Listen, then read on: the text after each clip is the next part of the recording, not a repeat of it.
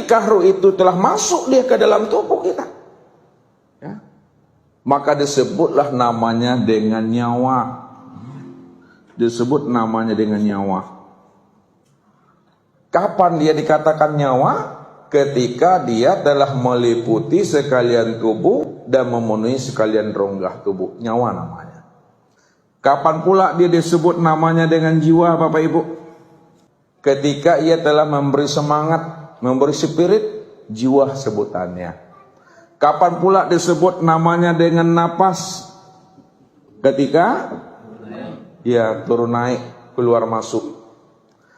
Kapan pula disebut namanya dengan kolbu? Disebut kolbu ketika ia sudah berkehendak, kolbu namanya. Kapan pula disebut namanya dengan nafsu? Ketika ia sudah memiliki keinginan.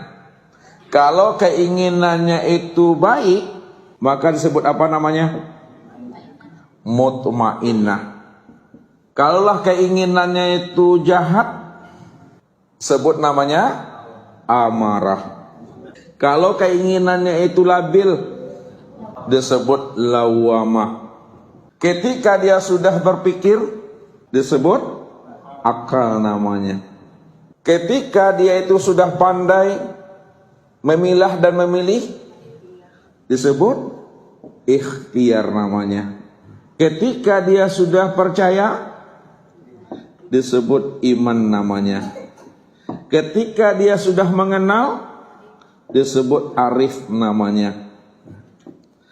Ketika dia sudah berbuat, af'al namanya. Ketika dia bernama, asma namanya. Ketika dia berkelakuan, sifat namanya. Ketika dia punya diri, zat namanya. Ketika dia itu memandang atau melihat, basar namanya. Ketika dia mendengar, sama namanya. Ketika dia berkata, kalam namanya. Ketika dia mengetahui, ilmu namanya. Ketika dia kuasa, kudrat namanya.